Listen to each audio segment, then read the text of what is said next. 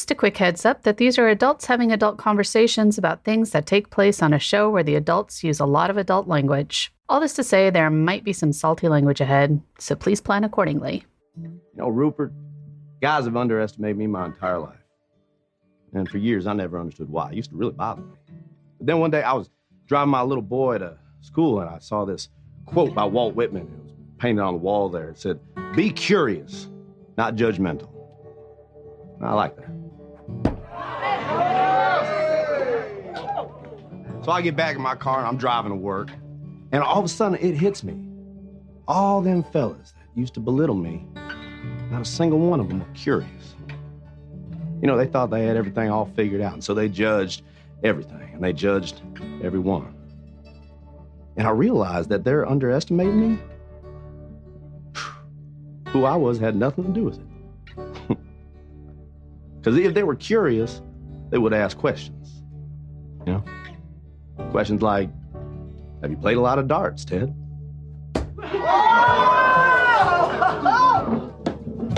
Which I would have answered, yes, sir. Every Sunday afternoon at a sports bar with my father from age 10 till I was 16 when he passed away.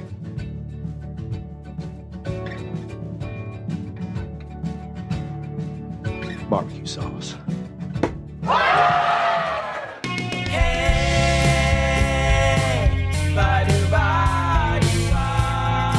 What would Ted Lasso do? This is a question that we explore in each episode of this podcast. We take the lessons we learned from Ted Lasso and we apply them to the real world through the lens of leadership and positive psychology. My name is Dimple Dabalia. And my name is Jeff Harry. And neither of us have ever recorded a podcast. But as Ted Lasso says, taking on a challenge is a lot like riding a horse. If you're comfortable while you're doing it, you're probably doing it wrong. We hope you enjoy this episode as much as we enjoyed making it, and that it helps you find new ways to believe.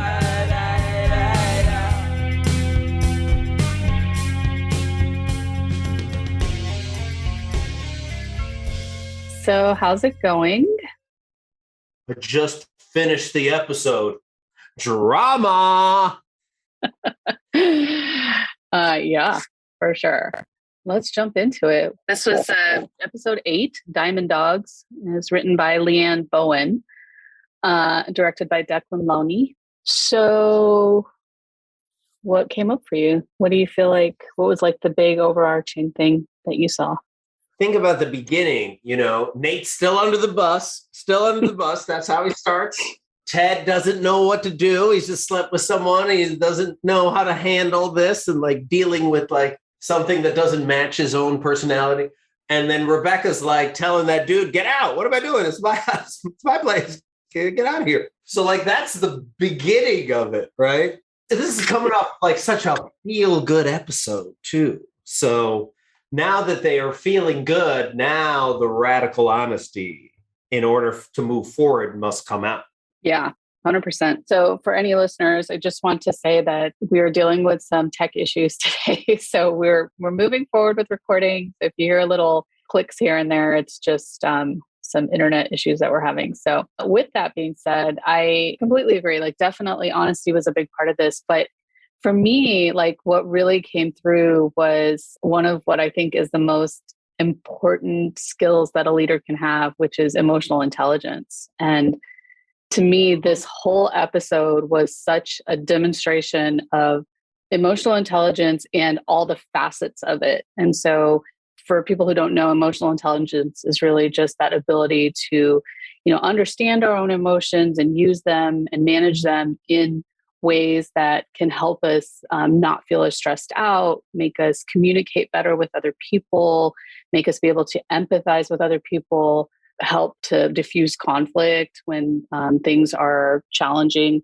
And I just thought, like, as I was kind of like watching the episode and thinking it through, there was a point at which when the Diamond Dogs are together and they're kind of thinking about the names, Ted shouts out like, "Oh, what about EQ Warriors?" or something like that. Mm-hmm. And I was like, oh, that's like a little Easter egg in there. So EQ is emotional quotient, which people are usually familiar with IQ, which is the intelligence quotient, but emotional quotient is, try to say that like really fast. It's really hard. Is all about how we manage our emotions. And so Just a really, really incredibly layered view of that through a series of relationships, right? So we had Keely and Roy. So we're watching that kind of develop. We had Ted and Rebecca. And so continuing on with where they're at based on especially what happened last week and where he's at versus where she's at. Rebecca and Rupert, Rebecca and Higgins, and then of course the Diamond Dogs, which I think is such a beautiful representation of healthy male like friendships, you know? But anyway, so that's kind of what came up for me.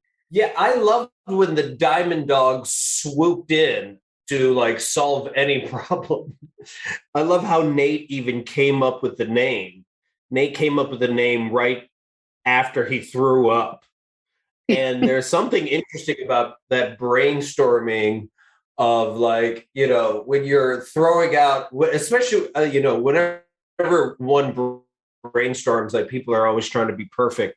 But it's usually when you do something ridiculous that's when eventually like the perfect idea comes. So when he is like letting go all of his ambitions, that is when the name appears. And I thought that was a lesson in there. Yeah, for sure. Yeah. So definitely letting go of those inhibitions and being able to feel comfortable enough to sit there with a trash can in your hand, throwing up in front of your boss.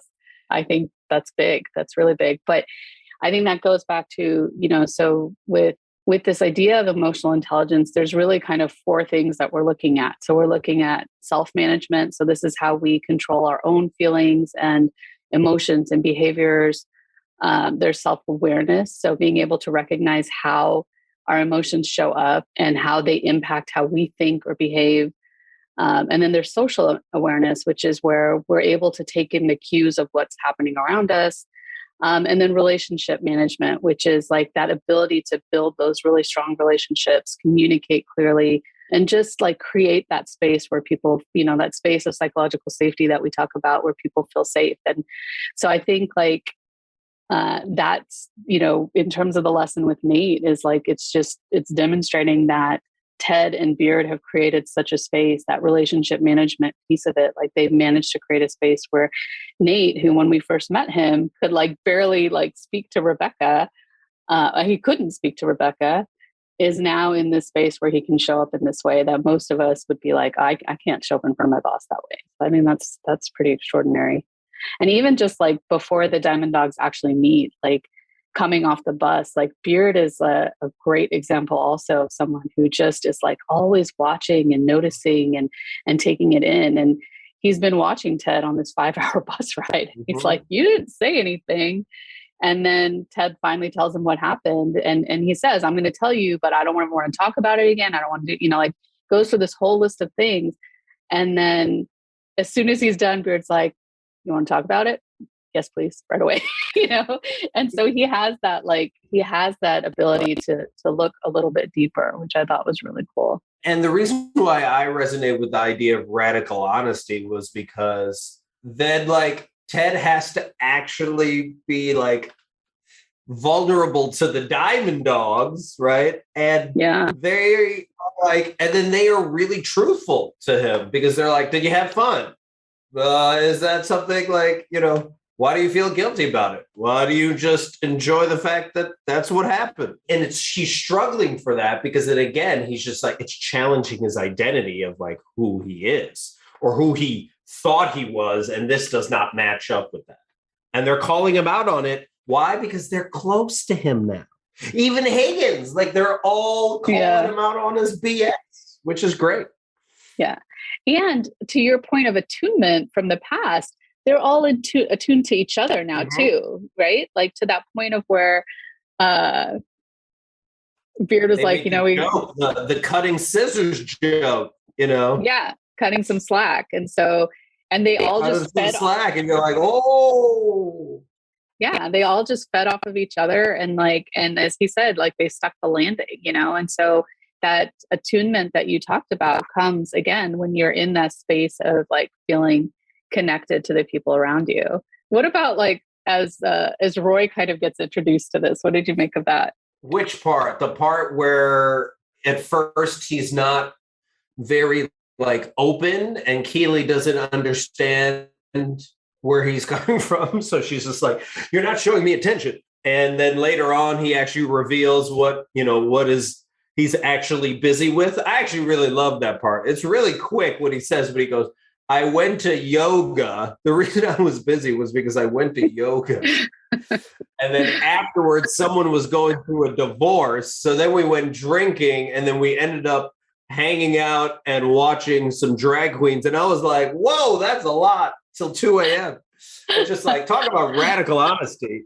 But at the beginning, he is very coy and just being like, I don't want anyone to know who I am outside of this, because this, again, just like Ted, right? This does not match up with my personality or what people know.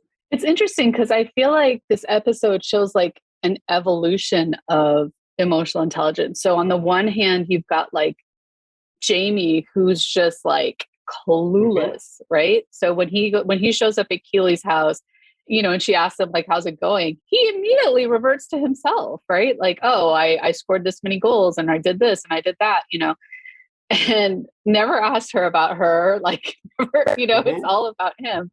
And then you've got Roy, who's like in that middle space. So like, he's not aware of how his way of speaking or what his way of communicating, the impact that it's having on Keeley initially, right? Like, and so he starts off in that place of maybe not having as much emotional intelligence.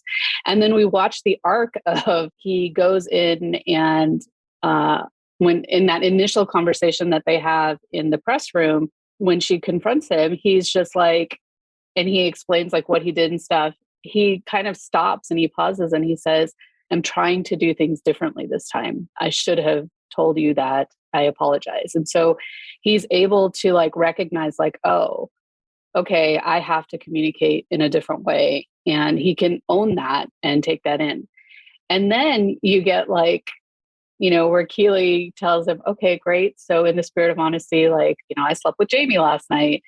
And like to watch him like go into that space of grunting, and that's how his emotions show up. He's that angry guy, like he's got that anger in him. And when he goes back to the Diamond Dogs and like gets their feedback, even that is pretty funny, because that whole space where Ted is just like, oh, well, Keeley should never have had a past and it's not fair to Roy or whatever, and he's like nodding along like, yeah, exactly. And everyone's like, no. And then he says, well, I can't, and Roy says, I can't control my emotions. And Ted says, oh, well then by all means, let them control you. And that's right. And I think it clicks for him where he's like, oh, okay.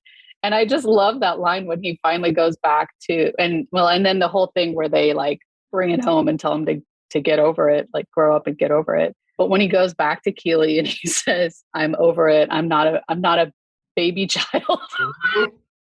I was like, that's so because sad. He's been acting like a baby child, like the grunting, the pushing back on the Diamond Dogs, and just angry that he hasn't had his way. It's got to be his way. So when he throws in a beer to close it out, he's just like, grow up, get over it. Like, it's just that.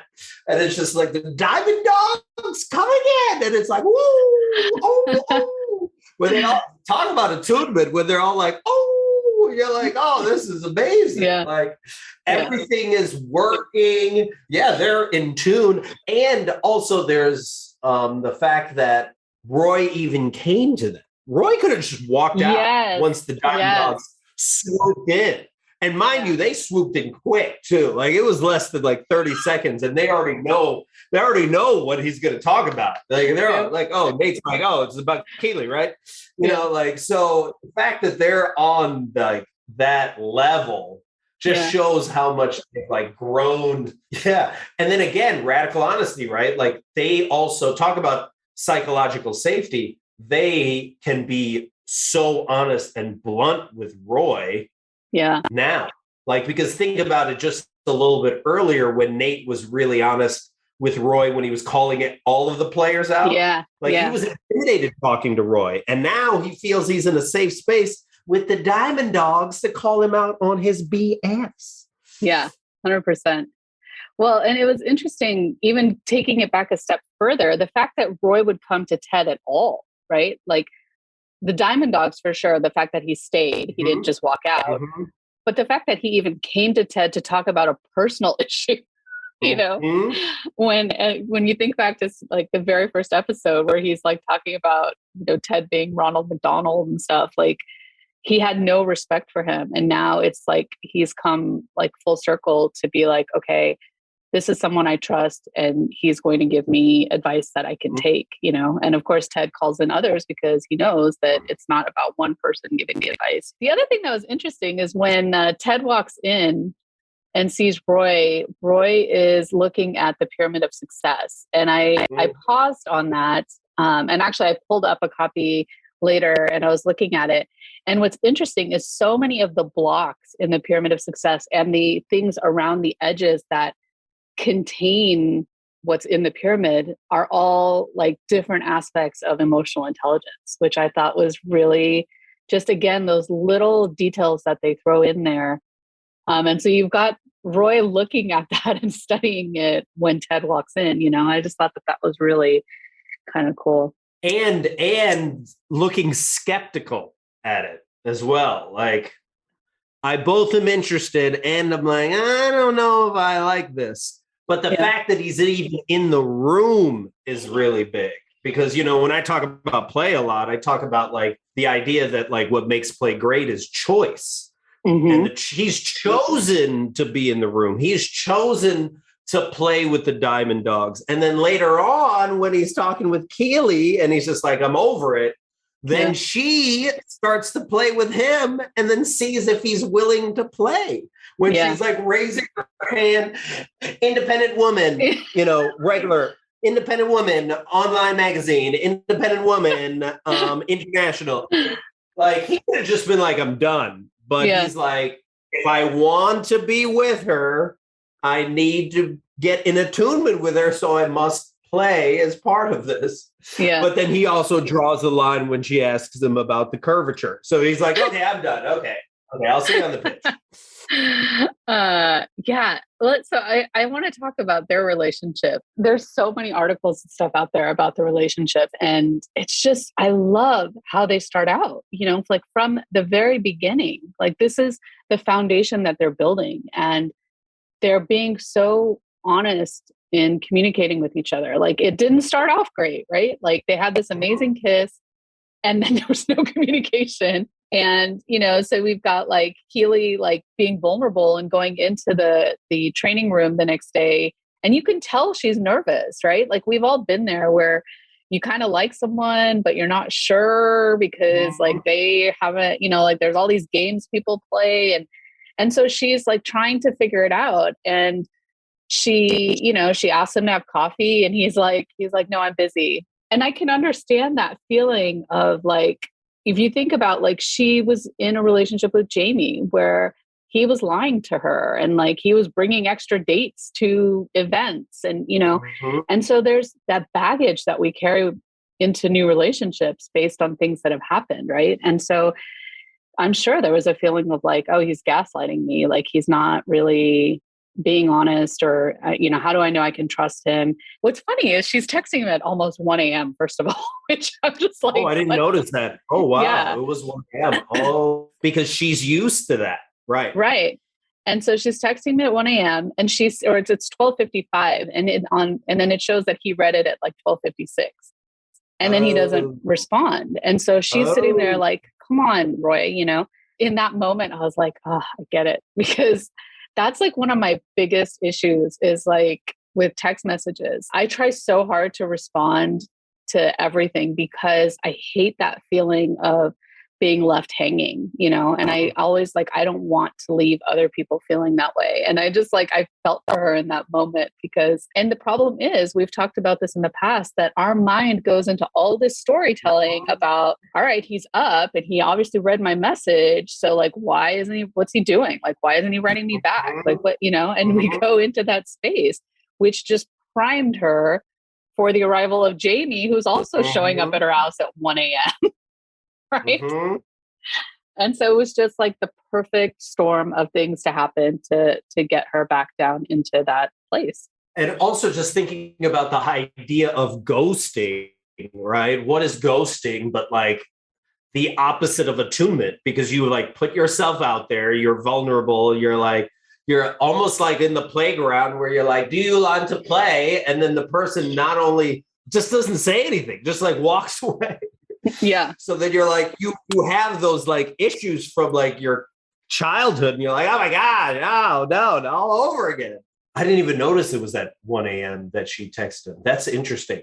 But then also just looking at Keely and Roy's, both of them are trying to do things differently and also still hold on to certain parts of themselves while like figuring out what they want to let go. Exactly. And that's hard because It's you're just so like, hard. okay, what?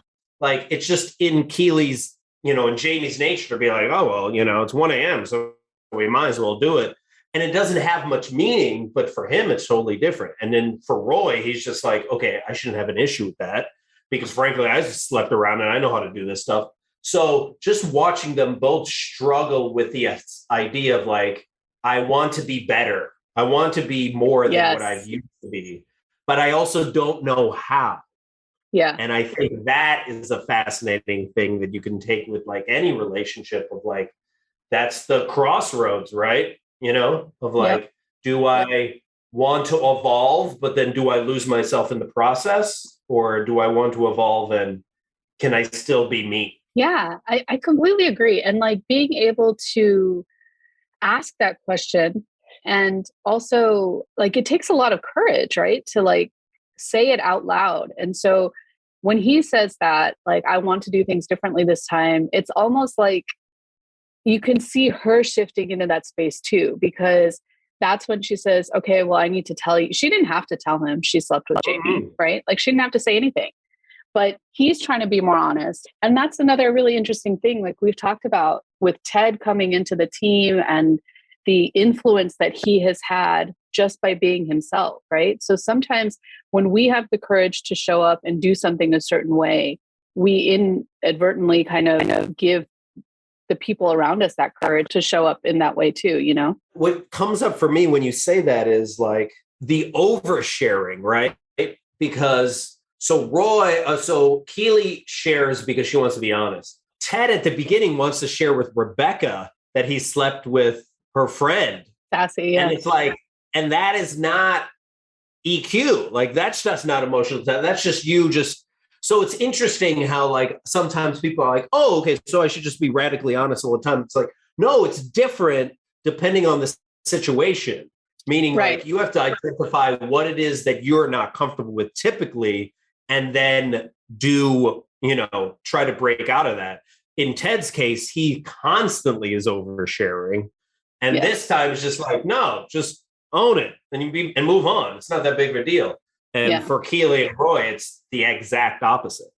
Yeah. And it's about having that discernment, right? The discernment of knowing like what to say when and how and where to share it and that kind of thing. But what I loved about when Keely shares her moment with Roy is that she acknowledges, like it takes her a minute to acknowledge because he called her out on it, right? Like I'm terrible. I shouldn't say it anymore, but like I used to be really terrible with conflict. It's something I've worked on for a really long time. And I'm still not great at it. I'm getting better at it. But especially at the very, very beginning of a relationship, to have someone call you out that way, I mean, I'd be freaking out. And she's so calm. And she says, and initially she's like, no, like, cause he says, oh, well, you're punishing me for something that I didn't even know I did. Mm-hmm. Right. And she's like, no. And then she's like, yep. That's what I did. Right.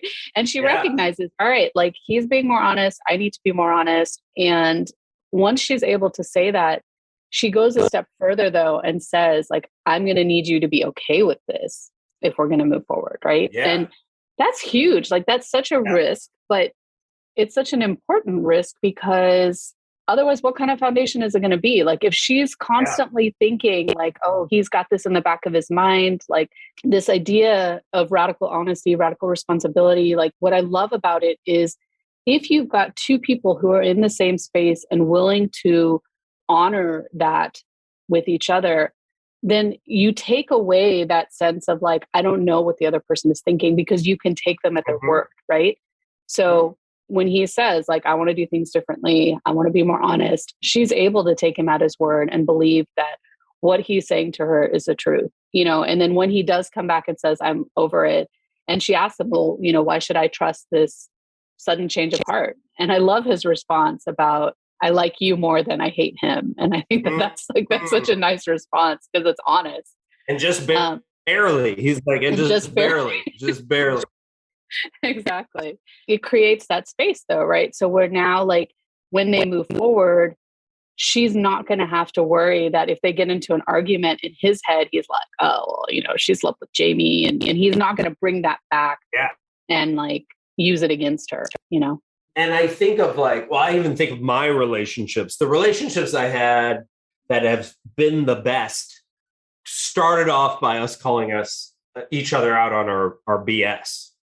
And I'm thinking about my relationships as well as my friendships, my closest friendships, because then at the very beginning, you can just be like, yeah, I don't believe you, but I see the real you. I see it. I see it. Yeah. It's both refreshing and humbling. It's super humbling. Yeah. Man. It's just like, ugh. Like this person sees me, but sees all of me, sees both the good and the bad, the honest and the BS. And it's like, it's refreshing and also scary. And then you have to be like, okay, am I willing to allow this person in? So I think that's what was so fascinating about just watching their evolution. The fact that he shares the yoga thing. The yoga thing is a big thing, dude. It's a big thing. Because it's like, man, first off, it's good for my core. Like he's being fully honest, right?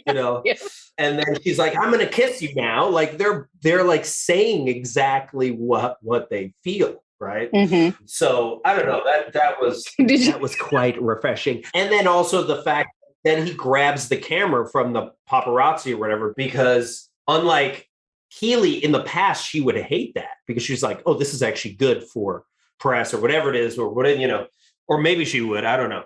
But he's just like, no. Like, this is our moment, and this is something special to just us.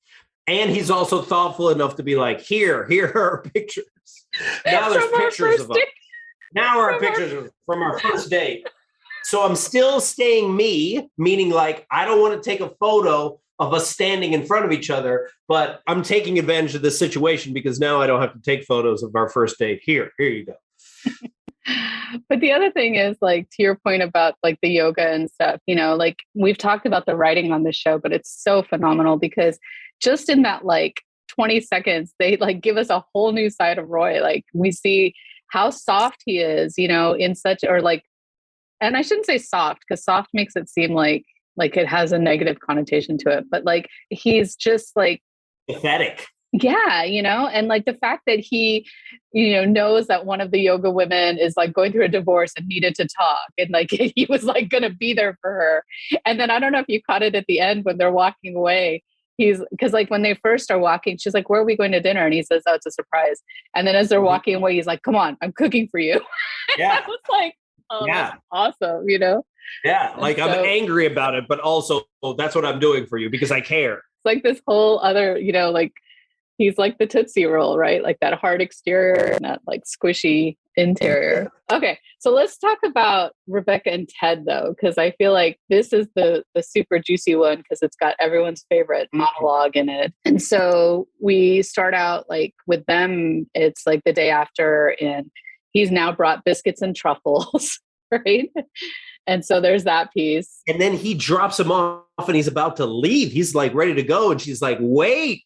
She now wants him to stay. Yeah. And like, and he's so like thankful to her. So it's interesting because this is where there is kind of a gap in what he's reading, right? So he's usually pretty on point with the people around him and reading the situation. But in this case, he is reading the situation as, hey, Rebecca and I had a moment when I had my panic attack. She was there for me. She's got my back. And then he tells her, I've got yours. He's not reading the situation correctly because she doesn't really have his back in, like, she doesn't have the team's back, let's say. Like, she had that moment there because she was finally showing up as herself, and herself, I think, really is genuinely empathetic and caring, but she's just blinded by rage against Rupert because she's so hurt. But they're comfortable now. Like, she's comfortable with him enough so to ask him to, and she's got that emotional intelligence too. Like, she's like, all right, like, he's the person to bring with me to talk to these milk sisters, because he's going to be able to win them over with his charm and, all the stuff that, like, she really struggles with in that situation.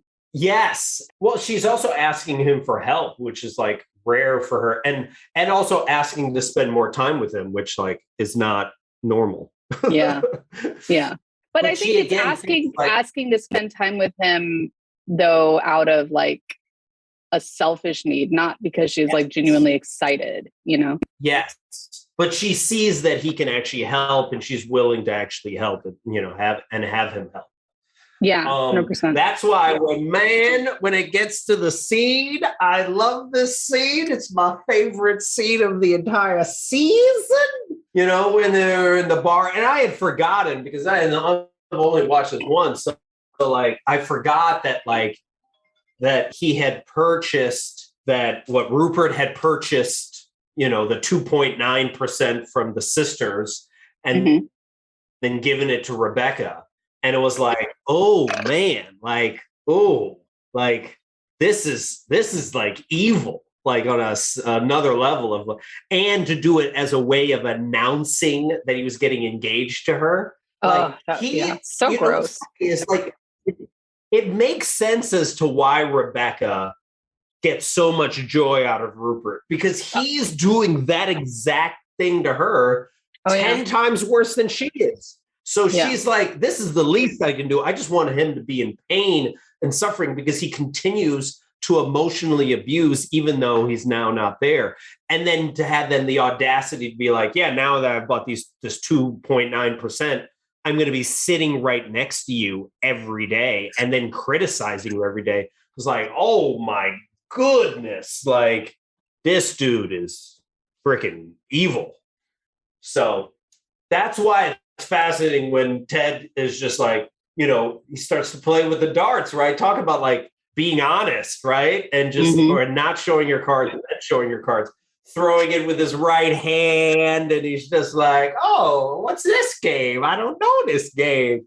And then Rupert butts out his things when they make the bet. And first Rupert's like, hey, 10 grand, let's do it. Or 10,000 pounds. Right. And then Ted is just like, oh, this is the opportunity for me to, like, set some boundaries. Talking about setting boundaries is like, the boundary is like, you can't be in the box with her. And he's like, I'm willing to, like, bet on this in order to do this.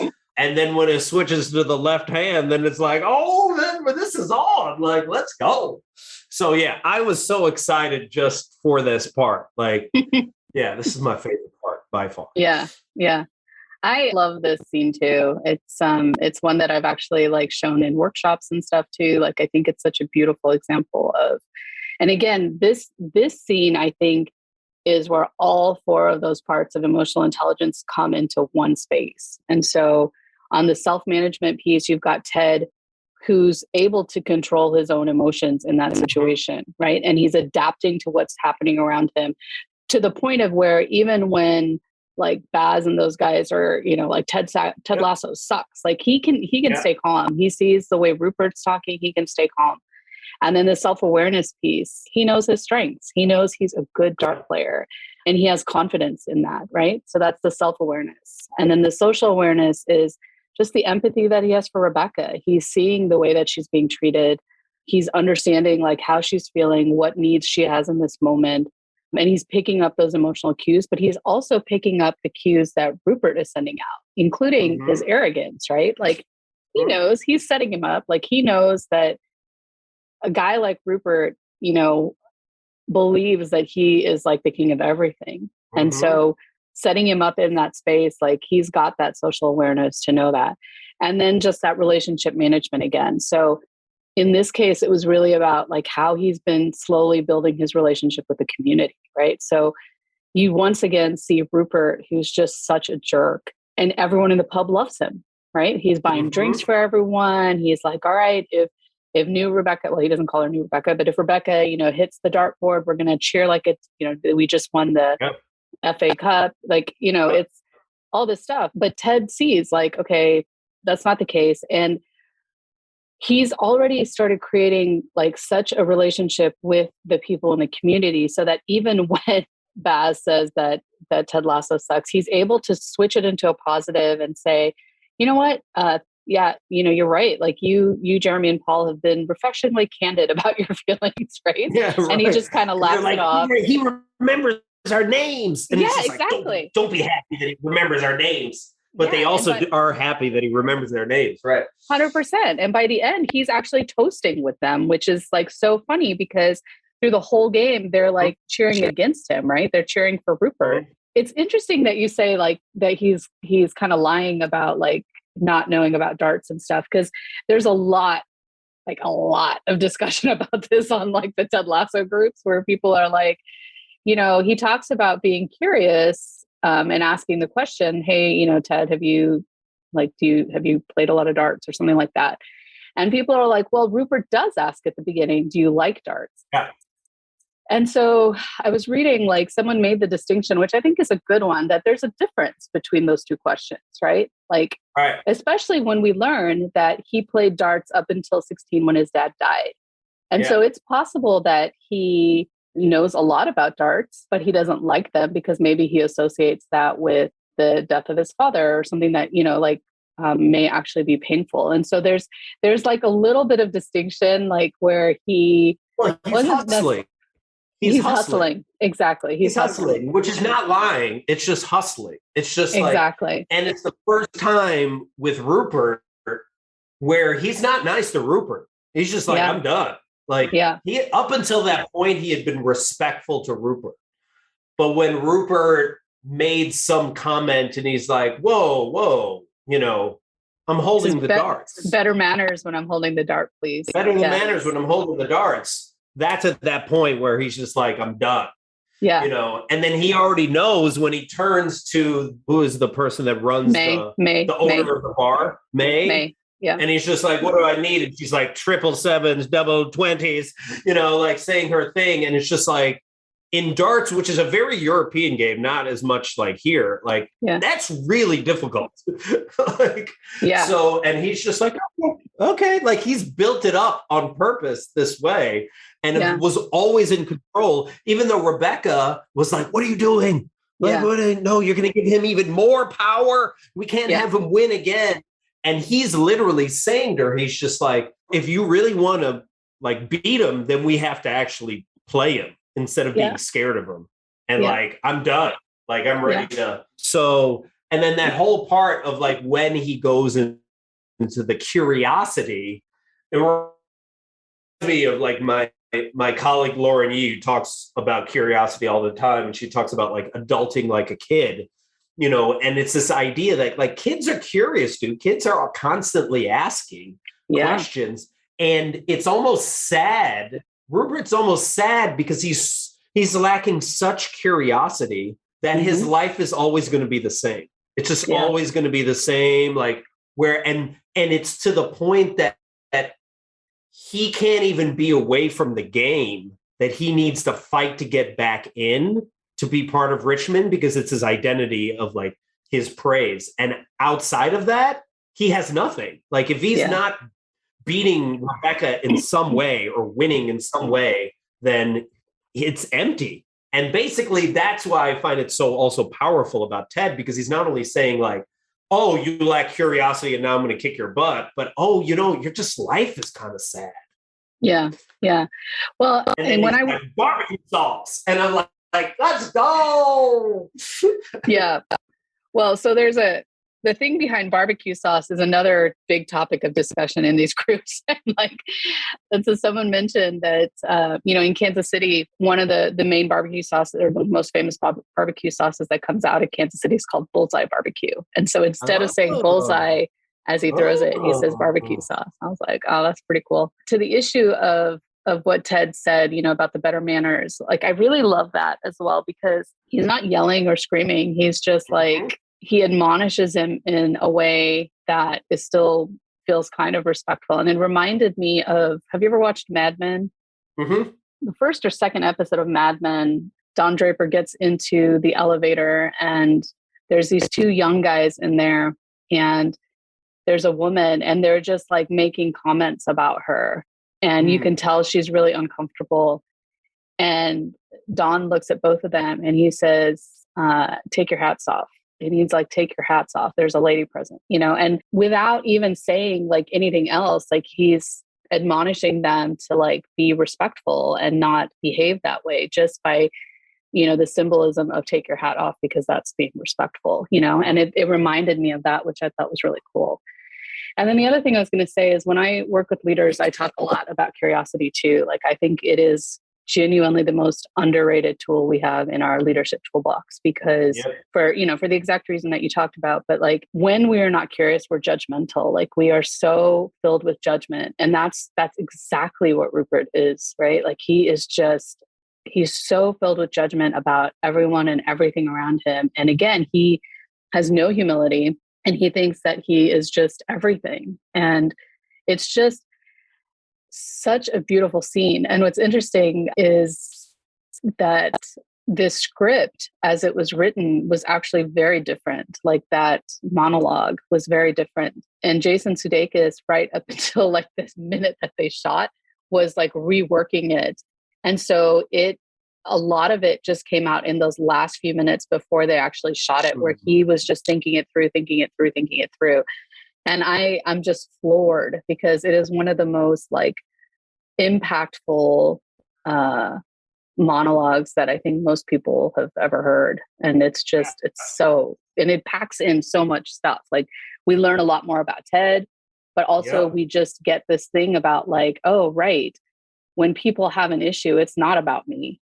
There's something else going on for them. And you mentioned earlier about like that inner child that's like, you know, been hurt or whatever. Like there's something that's happened to this guy that, you know, is a shame. And so Ted is curious about that, but Rupert is not curious back. And it's just such a phenomenal. Well, it's the whole thing. idea of like hurt people, right? You know, and I think of from like curiosity from the play standpoint, because curiosity is rooted in play. Like Ted from the very beginning, since he landed in England, has been playing, right? Yeah. And the whole like idea of play too is that it's purposeless, that there is no result. That's why like Ted can be like, I don't really care about the score. I care more about like the connections that I make.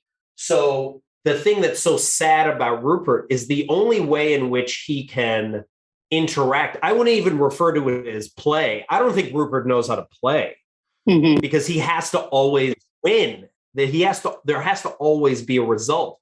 And Rebecca is fighting between between wanting a result all the time and wanting to win, the Rupert side of her, and the other part of her that's just like, I just want to be me. I want to sing, you know, I want to be empathetic. I want to care. And she's constantly fighting that. And that's like the moment where she finally beats Rupert. She's like, oh, that just was so much fun, you know? And I think it's both. It wasn't just fun because she won, right? But also just the process of it. But she finally felt empowered. And then it's funny because then Ted, who's like, no big deal. Like I was going to win the whole time. Like people didn't know, but I was going to win. And then he's just like, well, you know what you need to do, which isn't in her personality, or at least not in her professional personality. You got to buy drinks for everybody. And she's like, oh, do I have to? But like, look, do you want, do you want to let go of that old facade? Right? Because you just screamed at them earlier. You screamed at those three dudes earlier. Yeah, she did. We must win. And now she's like, okay, fine, I'll buy drinks. You know, and that just like the evolution of so many people in that moment. Yeah. You know, and then Rupert being like, well, I'm still a winner because I have new Rebecca. It was just like, he always can slither out. He can always slither out. He can always, he can always spin it. Yeah. You have to wonder, like, what's going through new Rebecca's head? Like, what are you doing with this guy? Like, he's not even hiding what kind of a jerk he is to his ex-wife. Like, how do you think he's going to treat you? He's just said that, oh, once we're married, everything that's hers will be mine and everything that's mine will stay mine. Like, and she's just smiling along. I'm like, what's going through her head? I don't know how to answer that in a Yeah. way that is like, like respectful, because it's just like, they're not adding layers to her story. Right. Yeah. So she comes off a certain way. I mean, in many ways, maybe she comes off the way Keely used to come off to people when she was younger. That's She's just true. younger. She's just young. I mean, remember, she just said, I thought I'd be paying off my student loans. Yeah. And instead, so it's just like, she's 22. So it's just like, give her some slack. Like, she's just there for the ride right now and really doesn't know what's happening. But it's just also like, wow, a lot of stuff's getting paid for. So this is pretty sweet, you know? So like, that's true. That's true. She can always leave the dude. So like, that's whatever. Yeah. So I want to talk for a second about Rebecca and Higgins, because this is where we see a turning point in their relationship too, right? And I think because of all the things the Diamond Dogs. All the things that you just said about, like, seeing Rebecca kind of taking off that persona and like stepping into herself a little bit, it's all the more disappointing when we see her the next day. And, Ted has just like, his team now is like telling him, Sam's like, we'll die for you, coach. Like, you tell us what you want us to do, And so Ted's in that space and like everything's feeling good. And they've now done that beautiful, like, high boss thing for her. And she plays along. So you're like, oh, okay. Like, and then she's just like right back at it. And it's so disappointing. And it's so refreshing to see Higgins like finally just say, like, I just know, like, I can't do this anymore, And he got that bravery from the Diamond Dogs. Mm-hmm. Because he's been hanging out with them and being completely honest that he's just like, I'm done. Like, I'm done. And he owns his own. He's also radically honest too. She like calls him out on his bullshit. Right. And she's just like, well, you just let him do his thing. And he's just like, you know what? You're right. I was wrong. And I have to carry that. Yep. And I have to carry that. And I own that. And also this is messed up. And the fact is you're never going to completely get joy from always seeing Rupert get hurt, because you're hurting so many other people in the process. And then he's willing to like just then walk out. And then she thinks they're playing the regular old game. Mm-hmm. Well, I don't know if he's ever even played that game before, but she's done this with other people, right? Where, and then they come back and I don't think she realizes like what just happened. Yeah. Yeah. And he even talks about like, I should have been braver, like when she calls him out, he says, I should have been braver. And so it is nice to see him stepping into that courage now, to really own it and to realize like, and I think to your point about like, hanging out with the Diamond Dogs or just like the time that he has been spending with Ted and seeing how Ted operates, it has made him realize like Ted's not a bad person. And he's genuinely trying to, uplift this team, a team that Higgins genuinely cares about, the community genuinely cares about. And on some level, Rebecca does too. She's just not there right now because she's so blinded by, all her pain and trauma from Rupert. And so like, if you care about something, like you don't want to kill it. And Higgins can't be part of killing something that he loves, And so I just thought that was, pretty and what she's extreme. asking him to do is really tough, because what she's asked him to do is be like, you're going to give up the entire stadium to the man's, I guess it's the Man City teams, like 10,000, like, I don't know if you've ever been in a stadium, but it is like, when the opposing team has taken over the stadium, it's insulting. It's so insulting. And demoralizing, right? It's demoralizing. When I was there with I think it was the 49ers versus the Giants, like a playoff game, and Giants fans like took over a significant amount of it. It was just like, it's sad. Yeah. And especially when you're losing. Yeah. Especially when you're losing. And then that means like tens of thousands of people are going to hurt after the game. And he's basically being like, the players are hurt. Ted's hurt, Diamond Dogs are hurt, I'm hurt, the whole community is going to be hurt, and you're still going to do this just to get back at this one guy? Like, it's never going to. Right. And you're not gonna take away your pain at the end of the day. Like, even through all of this, you are still going to be in pain at the end of it, because this is not the way to, like, you may in the moment feel a little like, you felt a spark of joy when Ted put Rupert in his place. Like, that felt great. But guess what? It didn't fix it, because otherwise you wouldn't still be here trying to continue doing this. Right. And so, Oh, so good. So good. And then it's such a powerful scene, because then at the very end, right, if like the theme I've been saying, radical honesty and like the calling out of BS, is he leaves and then you think he's coming back, but it's not, it's Keely. And she's now calling her out on her BS from like way back at the beginning. And just being like, our whole relationship has been a lie. And I think Keely is also now so affected by that, because also that's something Jamie would have done. Like, that's a Jamie type thing of like lying the whole time, and it was just like, ugh. Well, and going back to this idea of like, can I take you at your word? Like, I thought we're friends. You're giving me these amazing opportunities. And now I find out that you actually set me up to, to hurt me at some point. Right. And so, So then it challenges her at that point, as like the episode ends, where again, she has to be like, okay, what am I going to do? Like, do I want to continue to be old me or new me? Because new me like means that I have to own up to my own radical honesty about what I've been doing with the team this entire time.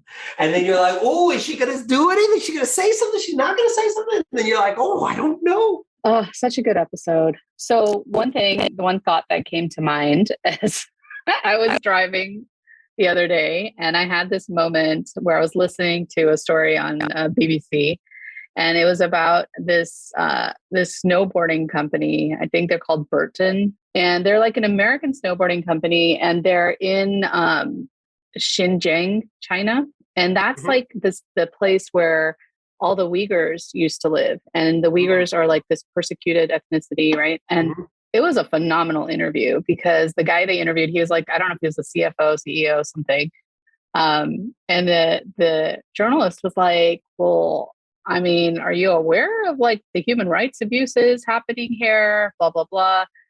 And the guy was just like, well, I divorced myself from all of that because, and the guy was like, what? Like, your website says that you guys are trying to promote like positive change in the world, blah, blah, blah. Like, don't you think you have a responsibility to like help change things instead of like promoting, because they're kicking people out of there to make it a snowboarding destination. Oh. And well, the Uyghurs were persecuted way before that. Like, that's a whole separate thing. I know, but but like, but it's even worse now, because now you're doing it for like entertainment. So it's just even more blatant. And it was the bad guy, before, now it's just painfully bad. Yeah. Yeah. And the guy was just like, well, like, we don't always know like what's exactly true. And like, and the guy was like, there's documented cases of what's happened there. And this guy would just not own up to it. And I was sitting there in the car just fuming as I'm listening to this. And I had that moment of where I was like, oh man, like, what would Ted Lasso do here? And then I was like, why have we not been doing this way the whole time, instead of like trying to pick a lesson and trying to apply it? Like, why aren't we just looking for these, like, what would Ted Lasso do moments in our life, and then thinking about all the lessons that we've, seen along the place. So anyway, so for any listeners, our system is evolving a bit as we like learn this a little bit more. But yeah, like, I really had that moment, and I was really thinking about like, to completely disregard the persecution of an entire group of people for profit. It makes me so ill. And I was thinking like, okay, so like, what would a Ted Lasso do, in that situation, right? And to me, like it's a lot of what we just talked about, in terms of owning up to, hey, we recognize this is happening. What role do we have? What responsibility do we have as, a company that can affect change in this region? How do we do that? How do we connect with people? How do we work, with the government to try to like figure out how to make change? How do we say, no, we're not going to support this, right? Yeah. Like, I feel like those are the kinds of questions Ted would be asking. He wouldn't just be, he's not ever going to be like profit oriented or whatever. Like the fact that, again, he wants to make it's not about the wins and losses. It's about making people the best versions of themselves. That's so interesting you say that, because I think of, I'm about to make a TikTok video about this, but like I had mentioned this a few episodes earlier. There's this guy, Vishal Garg from Better.com, who off all these people via Zoom, right? They had him almost resign, like just step down. Well, he's coming back. Oh, they brought him back.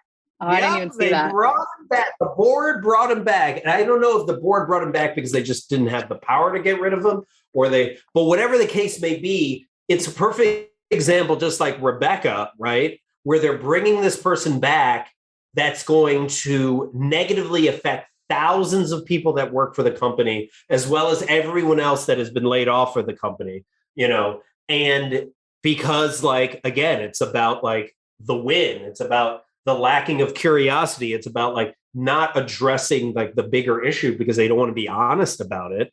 And they just are like, well, we'll just avoid it and just bring this person back. Not know, or they must know, but that it's going to destroy everything else that has been built in this organization. And the company's called Better.com. I know. Well, they're probably banking on the fact that most people don't have the privilege to walk away from a job and that they'll stay in it. Like the people who can will probably leave. But what's interesting about that point, though, that you say then is like, think about the people that will stay and think about the people that will leave. Yeah. So all of the great people that were there because they believed in Better.com will be gone, and it will be a shell of its former self. 100%. And that's kind of how like I see like Rupert and Rebecca when they're leaning in that negative space, that they're making Richmond a shell of what it used to be or what it could be. Mm-hmm. Mm-hmm. Yeah, for sure.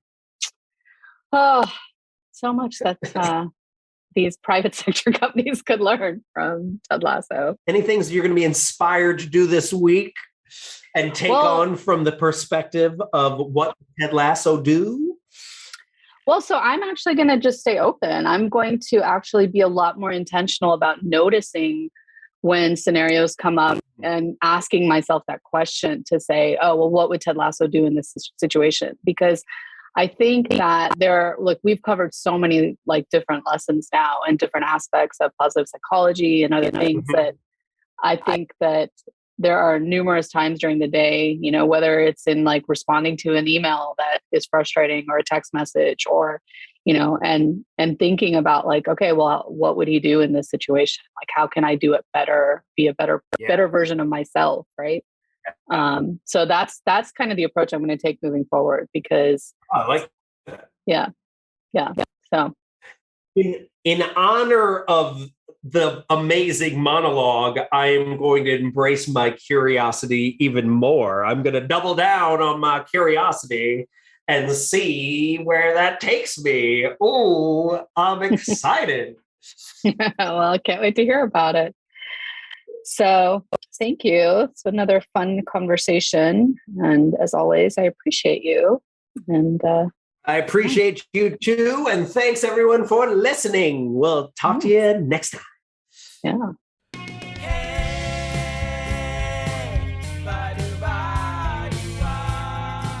Thanks so much for listening to What Would Ted Lasso Do? If you got any nuggets of Ted Lasso wisdom from this episode, try them out in your life and let us know what happens at WWTLD Podcast on Twitter, Instagram, or at our website, www.tldpodcast.com, where you'll also find a full transcript of the show. We love hearing what other TED Heads took away from the episode or details or perspectives that we might have missed. And if you do like the show, please subscribe and head on over to Apple Podcasts and leave us a 5-star rating. It all helps. We don't know exactly why, but it does. So in the spirit of believing in hope, believing in believe, please help us out. And thank you to Podify and Sam Davidson for producing our show, to Kajal Dabalia for our visuals and graphics, and to Kenzie Slatow for our theme song. And most of all, thank you to all of you for listening. Ted Lasso could simply just be another show to binge watch, or if we challenge ourselves to consistently ask the question, what would Ted Lasso do? It could change the trajectory of your life. It has for us. So join us again next time as we explore another episode and ask ourselves, what would Ted Lasso do?